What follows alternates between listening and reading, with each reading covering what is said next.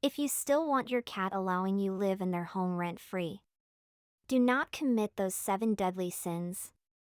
Let's get right into it at number 7. Don't feed your cat milk. Please do not feed your cat milk. This is one of the deeply enrooted things we observe in media, cartoons, and movies. Cat with bowl of milk. This connotation is so strong it becomes first thing we would think of if we would have thirsty feline to attend to.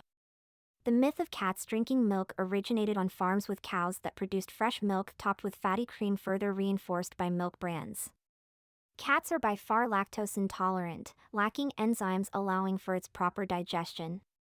The only reason your felines are craving it is really the high fat content which modern milk no longer has to offer.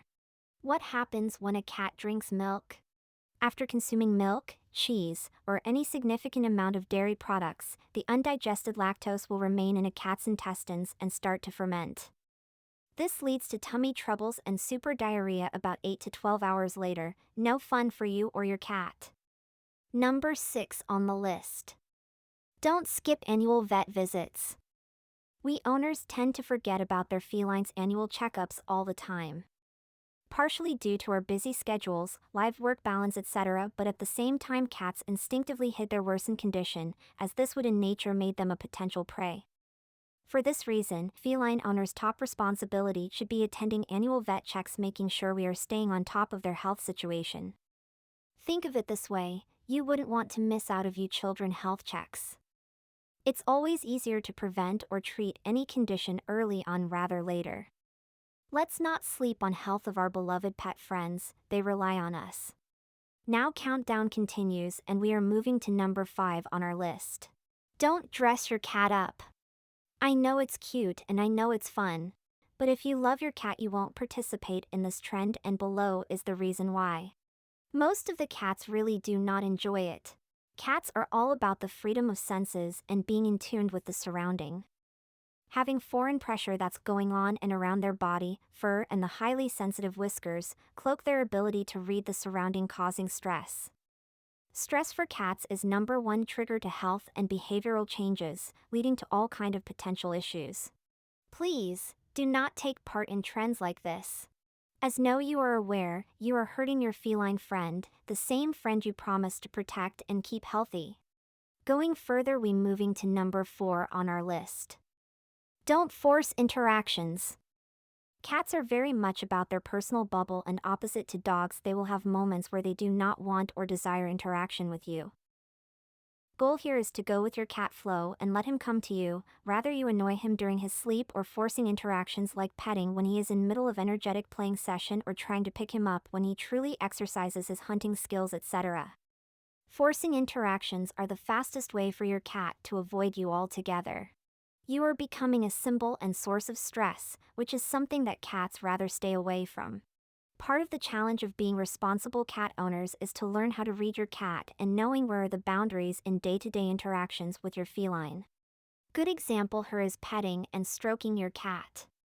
We all know that for most part cats loves cuddle, especially from their favorite owners.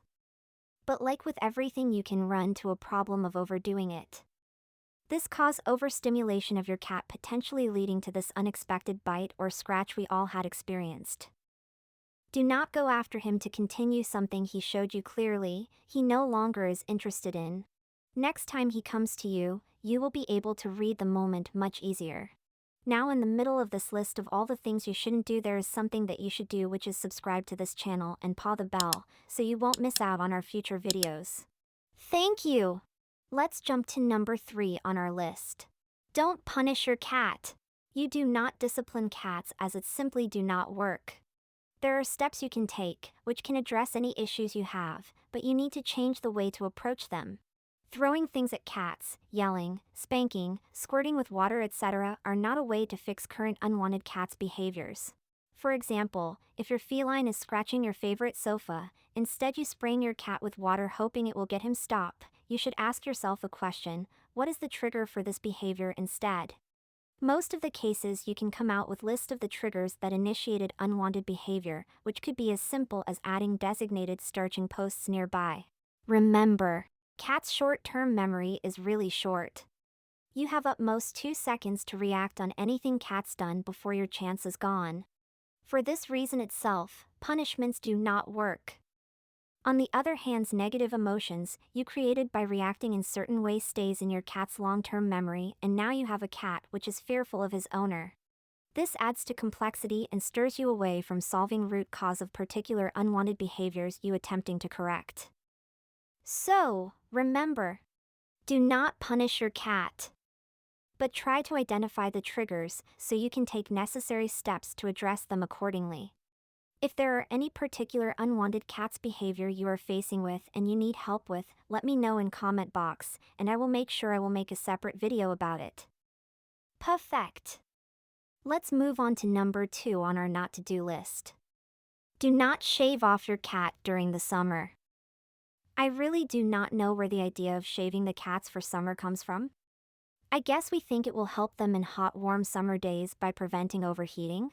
But we couldn't be further from the truth. Think about cat's fur like a canopy of the tree. Where do you hide in scorching summer days, escaping the heat? Yes, correct, under the trees. What canopy does to tree is the same what cat's fur does to cat's skin and organs. Protects from overheating. Coat is keeping the UV rays from entering the skin and heating up the body.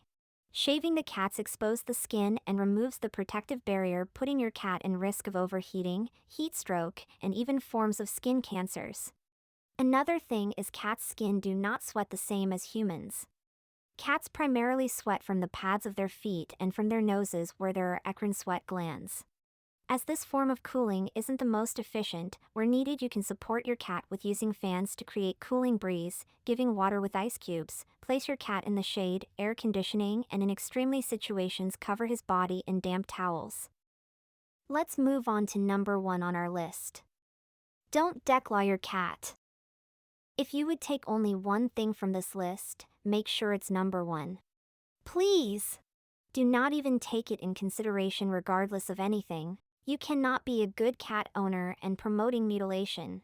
Declawing is the amputation of the last bone of each toe. It would be like cutting off your fingers at the last knuckle. Crazy! The standard method of declawing is amputating with a scalpel or guillotine clipper. The wounds are closed with stitches or surgical glue, and the feet are bandaged. Both can cause lasting physical problems for your cat. Does this sound like pleasure experience to you? How does declawing harm my cat? Declawing can cause nerve damage, phantom pain, pain from bone fragments left behind or arthritis, and pain-related behavior issues like biting and avoiding the litter box. For these reasons and more, a growing number of veterinary organizations oppose declawing. I'm sure that you've got plenty of additions to this list, so I would love to see them in the comments, and also if you have any other ideas for videos, let me know that as well. Once again, subscribe, like, share, comments, and have fantastic time.